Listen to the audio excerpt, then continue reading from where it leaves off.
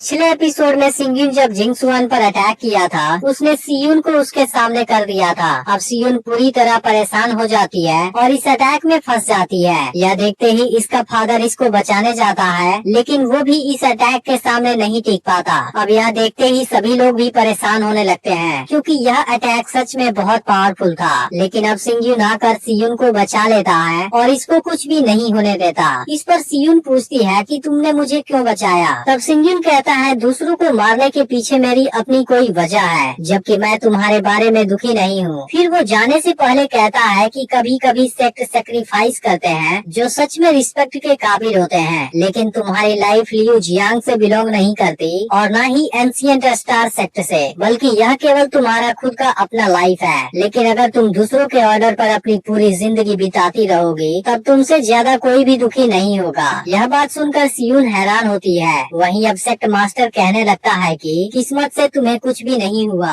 नहीं तो हमारे स्टार वैली सेक्ट ने एक और जीनियस को भी खो दिया होता। अब सियुन भी सोचने लगती है सिंgyun ने जो कहा वह बहुत दुखी है और ऐसा ही होना चाहिए। इसके बाद सेक्ट मास्टर जिंगसुआन के मास्टर से उसके हरकत का एक्सप्लेनेशन मांगने लगता है। तभी सिंgyun कहता है, ऐसा लगता है तुम दोनों पावर का मैटर अभी डिस्कस नहीं होना चाहिए, बल्कि इस क्वालिफाइंग मैच में तीनों मुझसे हार चुके हैं और यहाँ के रूल के हिसाब से इस कंपटीशन के लीडर का पोजीशन मेरा होना चाहिए। अब सेक्ट मास्टर को इसका एटीट्यूड पसंद तो नहीं आता, फिर भी उसे अनाउंस करना पड़ता है कि सिंgyun इस कंपटीशन का फाइनल विनर है, इसलिए वो इसका लीडर बन गया। लेकिन अब जिंगसुआन इस बात से इस पर काफी गुस्सा होता है। इसके बाद कुआन सेंग सिंgyun की तारीफ करता है और कहता है कि तुम इस अवार्ड के बिल्कुल काबिल हो। इसके अलावा अब सभी लोग सिंgyun के पास आ जाते हैं, जहाँ पवेलियन मास्टर भी सिंgyun को कांग्रेचुलेट करता है। अब सिंgyun कहने लगता है कि पिछले बाकी कंपटीशन के नियम के हिसाब से क्वालिफाई करने के बाद कल्टीवेशन रिसोर्स के बंटवारे की बात डिस्कस होनी चाहिए, लेकिन मुझे इस चीज में कोई भी इंटरेस्ट नहीं है, इसलिए मैं इन 3 दिनों अब रेस्ट करना चाहता हूँ और यह सारा मैटर कैबिनेट मिनिस्टर के हाथों में सौंप देना चाहिए। इसके बाद सिंgyun यहाँ से जाने लगता है। यह देख क्यूमो इस पर गुस्सा होता है, लेकिन तभी ची सियाओ कहने लगता है कि सिंgyun कल्टीवेशन रिसोर्स के बंटवारे में पार्टिसिपेट नहीं करना चाहता।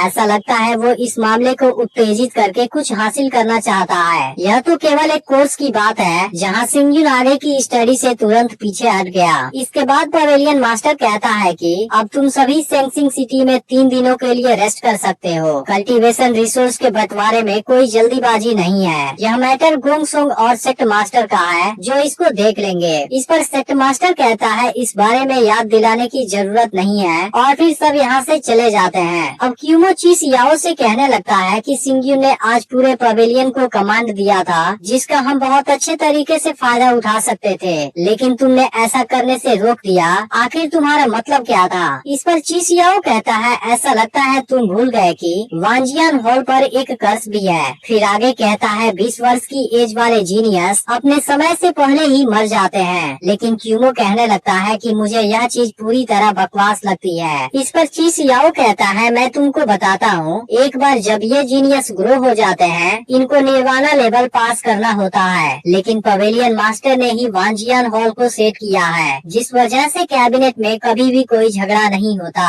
और कोई वहाँ के जगह को भी नहीं लेता। अब क्यूमो भी समझ जाता है कि यह तो असल में पवेलियन मास्टर है। तब ची सियाओ कहता है, यह सारी चीज पवेलियन मास्टर की एक चाल है। वो दिखने में तो बहुत शांत लगता है, लेकिन असल में उसके पास बहुत ही शातिर दिमाग है। जब कभी भी वांजियान हॉल में कोई जीनियस बाहर आता है, पवेलियन मास्टर उसके प्रभाव को निचोड़कर निकाल देता है और फिर उसको चुपके से मार देता है। पवेलियन मास्टर ने सिंgyun और कुआन सिंह को इस कंपटीशन के लिए ट्रेन करने में अपना कोई भी कसर नहीं छोड़ा था और उनको बहुत सारा ट्रेनिंग रिसोर्स भी मिला, जहाँ पर उसका इफेक्ट अचीव हो गया। और अब स्टार वैली सेक्ट, डेलो गोल्डन गेट और सेनपिन हॉल तीनों यहाँ पे हैं। अब यह सारी बातें जानकर क्यूमो भी हैरान हो जाता है। फिर ची सियाओ कहने लगता है कि पवेलियन मास्टर सिंgyun को आज नहीं तो कल जरूर मारेगा, लेकिन अगर पवेलियन मास्टर उसको अभी मारता है तो यह चीज तीनों पावर के गुस्से को शांत कर देगी। इसके बाद हम देखते हैं कि पवेलियन मास्टर चुपके से एक जगह पर आया है। फिर वो कहने लगता है कि तुम यहाँ अकेले हो, यही सही मौका है। तुमने इस बार मुझे लीड दिला दिया